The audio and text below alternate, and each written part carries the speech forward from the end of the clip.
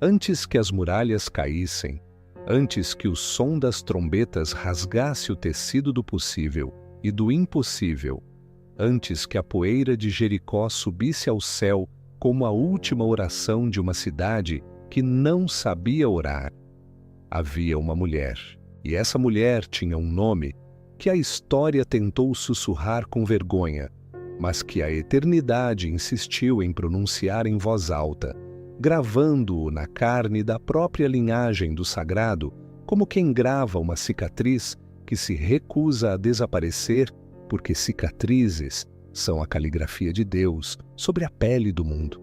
Raabe, prostituta, cananeia, habitante de um muro que era ao mesmo tempo sua prisão e sua varanda para o infinito, porque sua casa ficava encravada na própria muralha de Jericó. Como se o destino, com aquele humor sombrio que lhe é peculiar, tivesse decidido que a mulher que salvaria o futuro deveria morar exatamente no lugar que estava condenado a ruir. Ela vivia onde a cidade terminava e o abismo começava. Vivia na fronteira entre o dentro e o fora, entre o seguro e o exposto, entre o que Jericó acreditava ser e o que Jericó realmente era. E talvez fosse exatamente por viver nessa fronteira, nesse lugar onde as certezas se desfazem e o vento traz notícias de terras que os olhos ainda não viram, que Raabe conseguiu enxergar o que nenhum rei, nenhum sacerdote, nenhum guerreiro daquela cidade fortificada conseguiu. Que os muros não protegem quem está do lado errado da história. Há um mistério antigo e perturbador na forma como Deus escolhe. Um mistério que irrita os organizados, que ofende os puros, que desestabiliza os que construíram suas teologias sobre a suposição de que o sagrado opera segundo as mesmas hierarquias que o mundo inventou para se sentir confortável. Porque quando chegou o momento de proteger os 2 espiões que Josué havia enviado para mapear a destruição de Jericó, 2 homens cujas vidas carregavam o peso do futuro de Israel, Deus não os dirigiu à casa de um simpatizante secreto, de um nobre dissidente, de um comerciante com conexões estratégicas. Dirigiu-os à casa de uma prostituta, como se dissesse, com aquele silêncio eloquente que é sua forma predileta de comunicação. Vocês ainda não entenderam. Vocês ainda acham que sabem onde me encontrar. Vocês ainda procuram nos templos, nos palácios, nos lugares altos. E eu estou aqui, no muro, na margem, no lugar que vocês evitam nomear em público. E Raabe os recebeu e os escondeu, e mentiu por eles aos soldados do rei, com a naturalidade de quem já havia aprendido, nas ruas duras de Jericó, que a sobrevivência raramente vem vestida de virtude convencional. E depois, quando a noite era densa o suficiente para guardar segredos, ela disse aos espiões algo que muda completamente a textura desta história.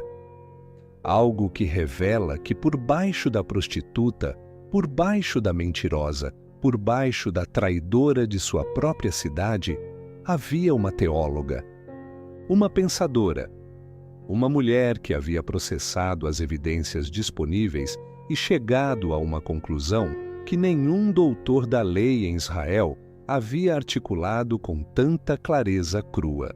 Ela disse: Eu sei que o Senhor vos deu esta terra. O pavor de vós caiu sobre nós.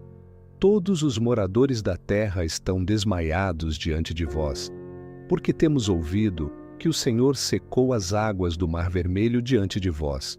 E ouvindo isso, o nosso coração desmaiou e não há mais ânimo em ninguém, porque o Senhor, vosso Deus, é Deus em cima nos céus e embaixo na terra.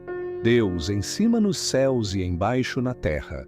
Uma prostituta cananeia pronunciando uma confissão de fé monoteísta que ecoaria através dos milênios. Uma mulher de Jericó articulando, com a gramática imperfeita de quem aprendeu teologia, não nos livros, mas nas ruas, a verdade que Israel carregava como identidade e que Jericó, com todos os seus muros, não conseguia manter do lado de fora. E é aqui, neste cruzamento impossível entre a margem e o centro, entre a impureza e a fé, entre o muro que vai cair e a corda escarlate que vai salvar, que a história de Raabe se transforma em algo que transcende biografia e se torna parábola viva. Parábola sobre quem Deus escolhe, sobre onde a fé nasce, sobre o que acontece quando uma mulher que o mundo descartou decide apostar tudo no Deus que ela apenas ouviu falar e descobre que esse Deus já havia apostado tudo nela. Se você aprecia histórias que transformam, que revelam o que estava escondido nas entrelinhas do sagrado, curta este vídeo agora e inscreva-se no canal para não perder nenhum capítulo dessa jornada. Compartilhe nos comentários de onde você está assistindo. Queremos saber de qual canto do mundo esta história chegou até você. Você faz parte de uma comunidade global que busca a profundidade onde outros veem apenas a superfície. Então, sem mais delongas, vamos começar. Para compreender Raabe, é preciso primeiro compreender Jericó. E para compreender Jericó, é preciso esquecer tudo o que o cinema e a imaginação popular fizeram com aquela cidade, porque a Jericó real era ao mesmo tempo mais impressionante e mais frágil do que qualquer filme jamais retratou. Estamos aproximadamente no ano 1400 a.C. O Vale do Jordão se estende como uma cicatriz verde numa terra de pedra e calor, e Jericó se ergue nesse vale como um punho cerrado de barro e ambição humana. É considerada uma das cidades mais antigas do mundo, talvez a mais antiga que a humanidade já construiu com a intenção de permanecer. Há evidências arqueológicas de ocupação que remontam a mais de 10.000 anos, o que significa que quando Raabe abria sua janela pela manhã e olhava para aquelas muralhas, estava olhando para camadas de civilização empilhadas como páginas de um livro que ninguém mais sabia ler completamente. As muralhas eram duplas, duas paredes concêntricas de tijolos de barro, a exterior com cerca de 2 metros de espessura e a interior ainda mais robusta, separadas por um espaço que os habitantes mais pobres utilizavam como moradia. Casas eram construídas nesse espaço entre os muros, apoiadas sobre vigas que conectavam uma parede à outra, suspensas entre a proteção e o vazio. Era exatamente nesse lugar, nesse interstício, nessa fronteira arquitetônica entre o dentro e o fora, que Raabe vivia. Sua casa era literalmente parte do muro. Sua janela se abria para fora da cidade, para o deserto, para o horizonte de onde os inimigos viriam. É o tipo de detalhe que um romancista hesitaria em inventar por parecer simbólico demais, mas que a realidade oferece com a generosidade crua de quem não se preocupa em parecer verossímil. Jericó era uma cidade cananeia. Isso significa que seus habitantes adoravam um panteão de divindades que incluía Baal, Astarote, Moloque e uma constelação de deidades menores cujos cultos envolviam, entre outras práticas, a prostituição ritual.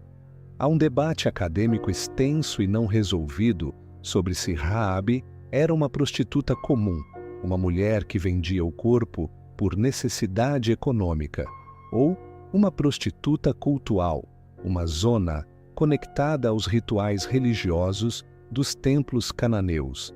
A distinção importa menos do que parece, porque em ambos os casos o que temos é uma mulher cujo corpo era moeda de troca numa economia que a reduzia à função. Ela existia, aos olhos de sua sociedade, como instrumento, como serviço, como o espaço onde os homens depositavam o que não conseguiam conter e depois partiam sem olhar para trás. O que a sociedade não via porque sociedades raramente veem o que não lhes interessa, era que dentro daquela mulher havia uma mente que funcionava com precisão extraordinária. Havia uma observadora. Havia alguém que ouvia as conversas dos viajantes que passavam pela sua casa, que processava as notícias que chegavam com as caravanas, que conectava informações, como quem tece um tapete cujo desenho final só ela conseguia ver.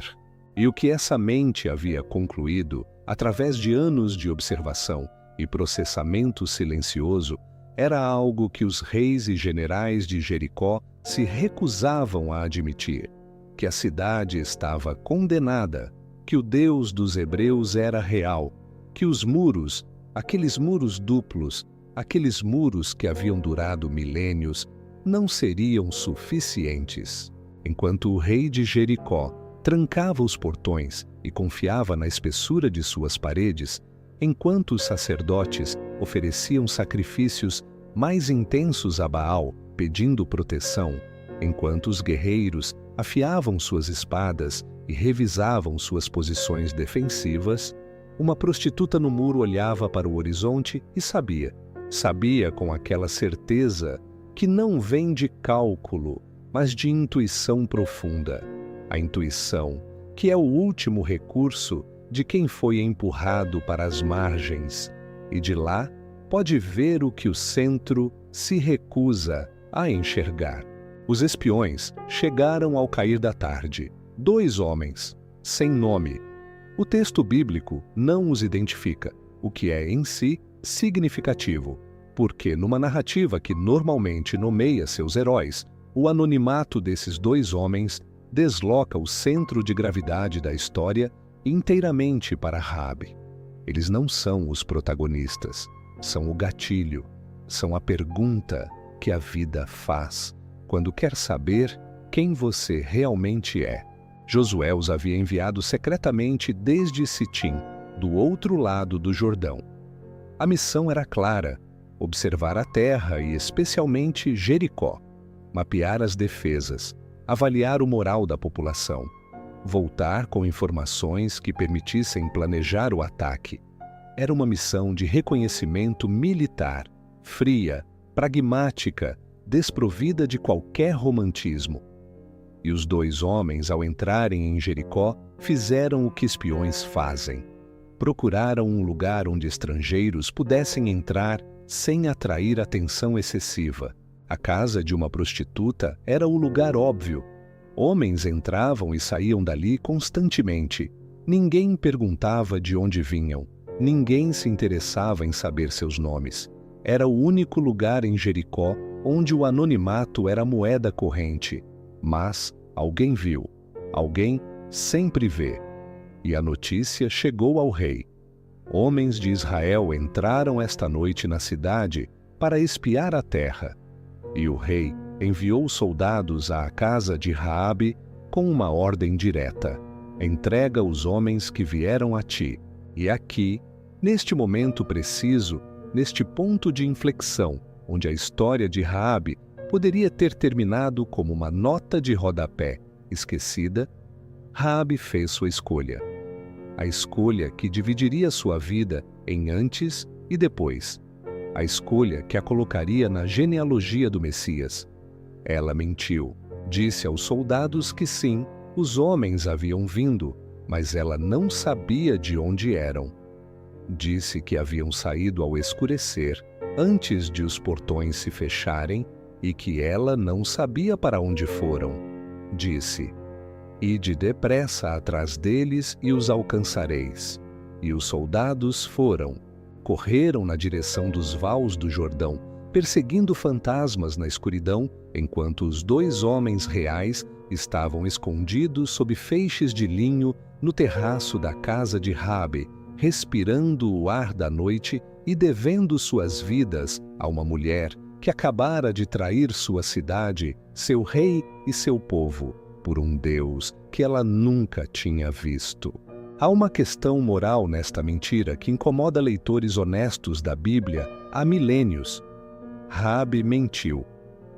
A Bíblia registra a mentira sem condená-la explicitamente.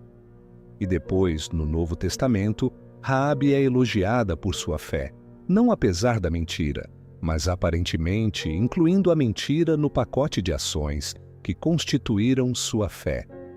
Tiago diz que ela foi justificada por obras quando acolheu os mensageiros e os enviou por outro caminho. Hebreus diz que pela fé, Raabe não pereceu com os desobedientes, porque acolheu em paz os espiões. A mentira está ali, como uma pedra irregular numa estrada pavimentada, forçando cada caminhante a olhar para onde pisa e a decidir por si mesmo o que pensa sobre ela. O que podemos dizer, sem resolver o debate, porque resolvê-lo seria diminuí-lo, é que a mentira de Raabe não era a mentira do covarde que mente para se proteger. Era a mentira da parteira egípcia que mente ao faraó para salvar os bebês hebreus. Era a mentira de quem se encontra no cruzamento entre dois sistemas morais e escolhe o que preserva a vida contra o que exige obediência cega.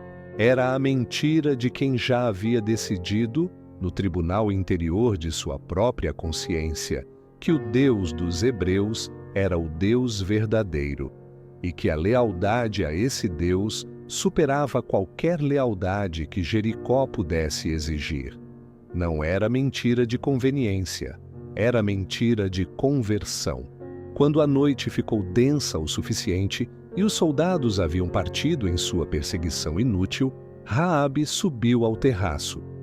E ali, entre os feixes de linho que secavam sob as estrelas, linho que ela provavelmente cultivava e preparava como fonte secundária de renda, porque prostituta não era o que ela era, mas o que a vida havia feito dela. Ali, naquele terraço que era o ponto mais alto de uma casa encravada, no ponto mais vulnerável de uma cidade condenada, aconteceu uma das conversas mais teologicamente densas do Antigo Testamento. E foi Raabe quem falou. Não os espiões, ela. O que ela disse merece ser decomposto palavra por palavra, porque cada frase revela uma camada de compreensão que transforma esta mulher de personagem secundária em uma das vozes teológicas mais surpreendentes da Escritura. Eu sei. Ela começa com certeza, não com esperança, não com suposição, não com talvez dos indecisos. Eu sei. É o tipo de afirmação que separa os que ouviram rumores dos que processaram evidências e chegaram a conclusões. Raabe havia ouvido, havia pensado e havia decidido, antes que os espiões chegassem, antes que a oportunidade se apresentasse. A decisão já estava tomada no interior daquela mulher como fruto que amadurece em segredo até o momento em que cai. Eu sei que o Senhor vos deu esta terra. Ela usa o nome Senhor, YHWH, o nome próprio do Deus de Israel que os cananeus não tinham razão para conhecer, e muito menos para pronunciar com respeito. Ela não diz o Deus de vocês, não diz a divindade que vocês adoram. Diz o Senhor, o nome que Israel considerava sagrado demais para ser pronunciado em vão.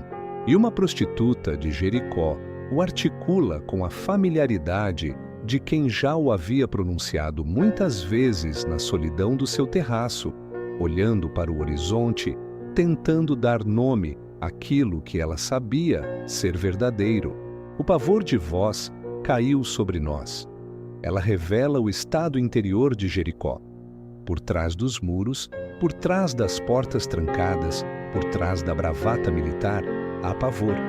A cidade inteira está desmaiada de medo. E Raabe sabe disso não porque leu relatórios militares, mas porque na sua posição, na margem, no muro, no lugar onde os homens vêm quando baixam as defesas, ela ouvia o que as pessoas realmente sentiam quando paravam de fingir coragem. Porque temos ouvido que o Senhor secou as águas do Mar Vermelho diante de vós.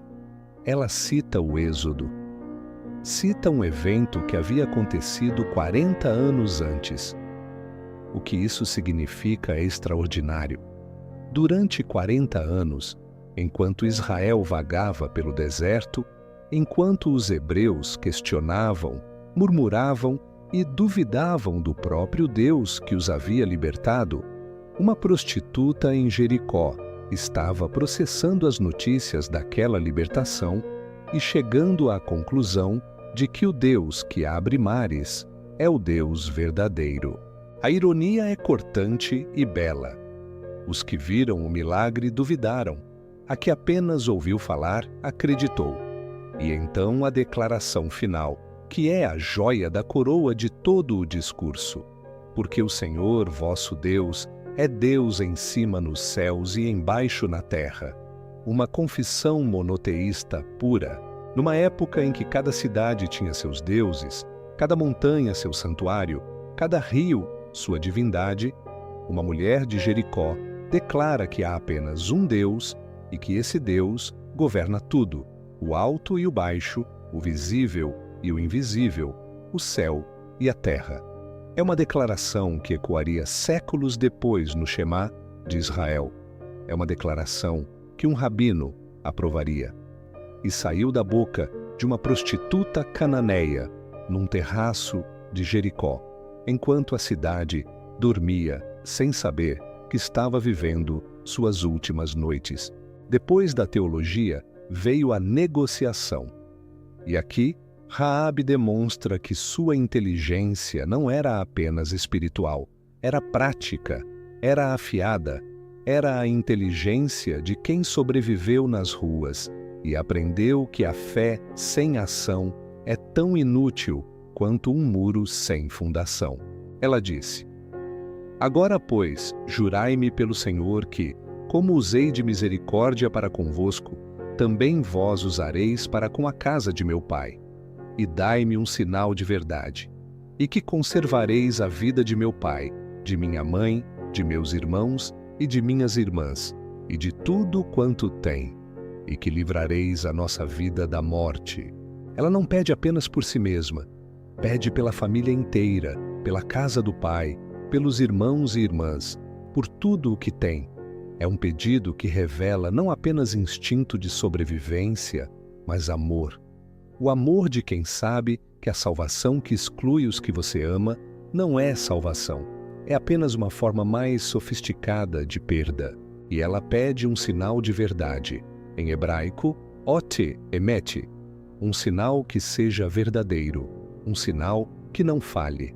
Porque Raabe, que havia vivido entre mentiras, mentiras dos homens que vinham e iam, mentiras de uma sociedade que fingia que ela não existia, mentiras de uma religião que usava seus corpos como instrumentos rituais.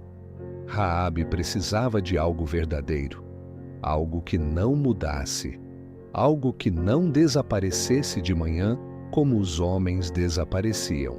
E os espiões deram um sinal. Uma corda escarlate, vermelha, da cor do sangue, da cor da vida, da cor da vergonha que se transforma em redenção. Pendura esta corda na janela, disseram.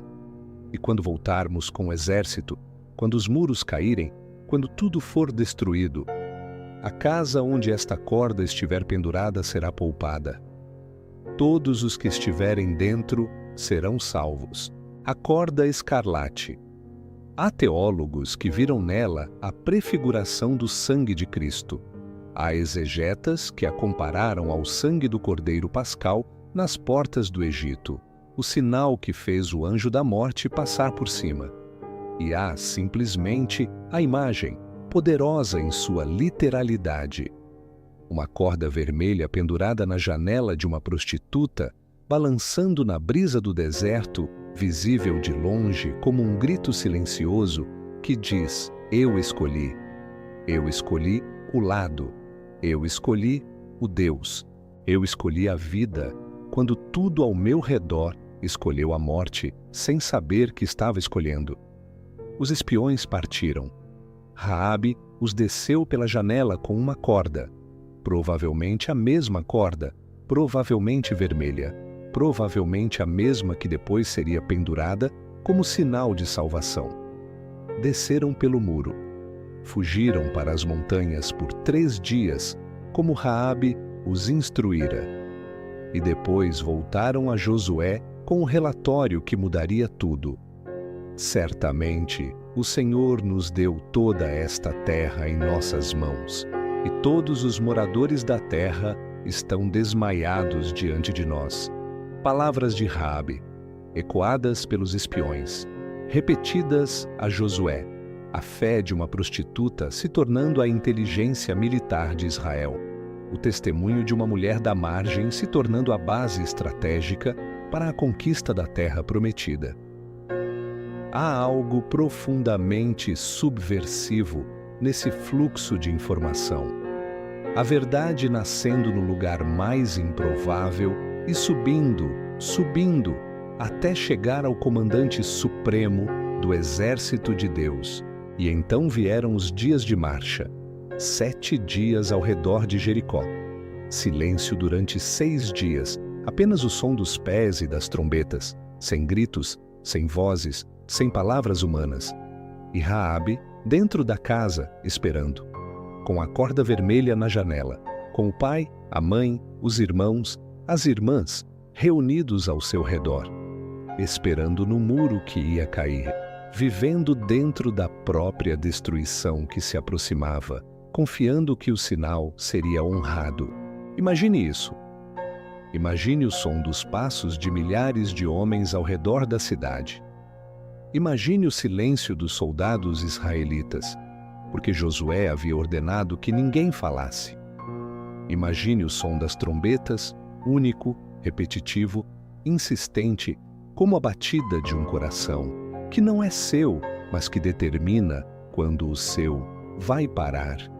E imagine Raabe dentro do muro, ouvindo tudo, sentindo a vibração das pedras, sabendo que cada volta ao redor da cidade era uma contagem regressiva. Ela havia apostado tudo. Não havia plano B. Não havia saída alternativa.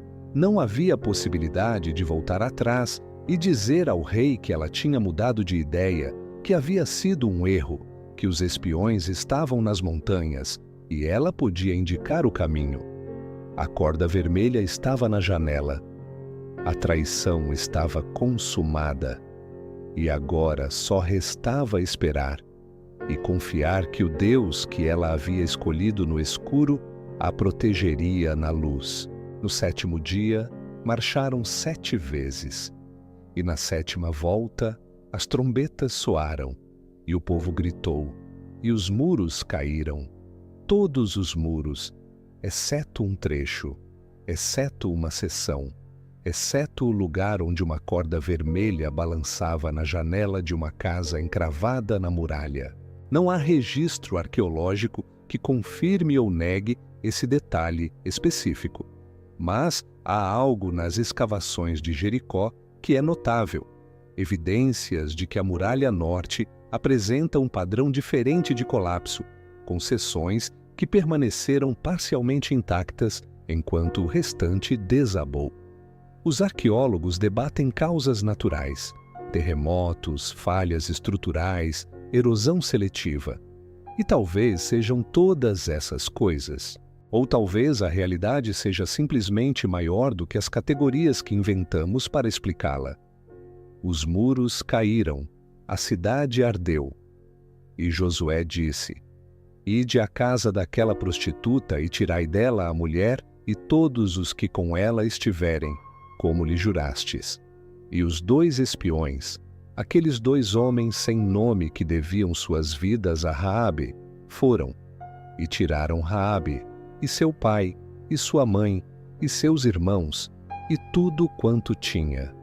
E trouxeram-nos para fora, e os colocaram fora do arraial de Israel. Fora do arraial. Essa expressão é importante. Raabe foi salva, mas não foi imediatamente integrada. Foi colocada fora, no espaço intermediário entre a destruição de Jericó e a comunidade de Israel, no limbo, na transição, no lugar onde você já não pertence ao que era e ainda não pertence ao que será. É o espaço que toda conversão verdadeira exige, o deserto entre o Egito e a terra prometida. O muro que já caiu, mas cuja poeira ainda não assentou. E então o texto bíblico faz algo extraordinário. Faz algo que passa despercebido se você não estiver prestando atenção com os olhos certos. O texto diz: "E Raabe habitou no meio de Israel até ao dia de hoje." Até ao dia de hoje. O que significa que quando essa história foi escrita, quando o narrador sentou e registrou os eventos da queda de Jericó, Raabe ainda estava ali, viva, presente, integrada, morando no meio de Israel. A prostituta cananeia que havia morado no muro agora morava no centro. A que estava fora agora estava dentro. A que era impura agora era parte da comunidade. E ninguém mais se referia a ela como a prostituta de Jericó. Referiam-se a ela como alguém que habitava no meio de Israel. E depois, e aqui a história se eleva para uma dimensão que tira o fôlego quando compreendida plenamente, Raabe se casou. Casou-se com Salmão, um homem da tribo de Judá, um israelita, e desse casamento nasceu Boaz. Boaz, que se casaria com Rute, a moabita. Rute, que teria um filho chamado Obede. Obede, que teria um filho chamado Jessé. Jessé, que teria um filho chamado Davi. E de Davi, passando por Salomão, passando por reis e exilados, passando por gerações de glória e de vergonha, viria Jesus, o Cristo, o Messias, o Deus que se fez carne. A genealogia de Mateus, capítulo 1, versículo 5, registra com uma economia de palavras que esconde um universo de significado. Salmão gerou a Boaz de Raabe. Ali está seu nome, na linhagem de Cristo, não escondido, não apagado, não disfarçado sob um eufemismo. Raabe. Com toda a sua história, com toda a sua profissão, com toda a sua vida anterior, gravada na genealogia mais sagrada da história humana. Há apenas 4 mulheres mencionadas na genealogia de Jesus, em Mateus: Tamar, Raabe, Rute e a mulher de Urias, Batseba. 4 mulheres. Nenhuma delas se encaixa no perfil que o mundo esperaria encontrar na linhagem do Salvador. Tamar se disfarçou de prostituta para engravidar do sogro. Raabe era prostituta de fato. Rute era estrangeira moabita. Batseba foi tomada por Davi em circunstâncias que oscilam entre o adultério e a violência. E Mateus, inspirado, escolhe incluí-las, não como notas de rodapé, como ancestrais, como parte da corrente sanguínea que desaguaria em Belém. O que isso diz sobre Deus é mais do que a maioria das igrejas está preparada para pregar num domingo de manhã. Diz que a graça não é um prêmio para os que merecem, mas um rio que corre para os lugares mais baixos. Diz que a linhagem do sagrado não é uma lista de exemplos morais, mas um catálogo de redenções impossíveis. Diz que Deus não se envergonha das Raabes, que Deus não as esconde, que Deus as coloca deliberadamente no centro da narrativa mais importante que já existiu, como se quisesse garantir que ninguém, em nenhum século, em nenhuma cultura, em nenhuma esquina de nenhuma cidade, pudesse dizer: eu estou longe demais. Minha história é suja demais. Meu passado é escuro demais. Há uma última dimensão da história de Raabe que merece ser contemplada antes que o silêncio tome o lugar das palavras, porque é talvez a mais perturbadora e a mais bela de todas. Raabe não sabia no que estava entrando. Quando escondeu os espiões, não sabia que estava entrando na genealogia de Cristo. Quando pendurou a corda vermelha, não sabia que estava pendurando um símbolo que seria discutido por teólogos durante 3.000 anos. Quando disse que o Senhor era Deus nos céus e na terra, não sabia que estava pronunciando uma confissão de fé que o autor de Hebreus citaria como exemplo para todos os que viriam depois. Ela não sabia. Fez o que fez com a informação que tinha, incompleta, imperfeita, misturada com medo e cálculo e desespero. E descobriu depois que o que parecia ser uma decisão de sobrevivência era, na verdade, uma decisão de eternidade. E isso é o que torna Raabe tão profundamente relevante para qualquer pessoa que esteja lendo ou ouvindo esta história agora. Porque nenhum de nós sabe o alcance real das decisões que toma nos momentos de crise. Nenhum de nós pode ver, no instante da escolha, quantas gerações serão afetadas por aquele sim ou por aquele não. Raabe tomou uma decisão numa noite escura em Jericó, e essa decisão reverberou até Belém, até a manjedoura, até a cruz, até aqui. Não porque ela fosse perfeita, não porque tivesse uma teologia completa, não porque sua vida fosse exemplo de pureza moral, mas porque, num momento em que tudo podia ter sido diferente, ela escolheu a fé. Uma fé crua, uma fé desesperada, uma fé que não tinha todas as respostas, mas tinha certeza suficiente para agir. E essa fé imperfeita, essa fé de prostituta, essa fé de quem aprendeu sobre Deus, não nos templos, mas nos rumores do vento, essa fé foi suficiente, mais que suficiente. Foi a fé que Deus escolheu para colocar na corrente sanguínea de seu próprio filho.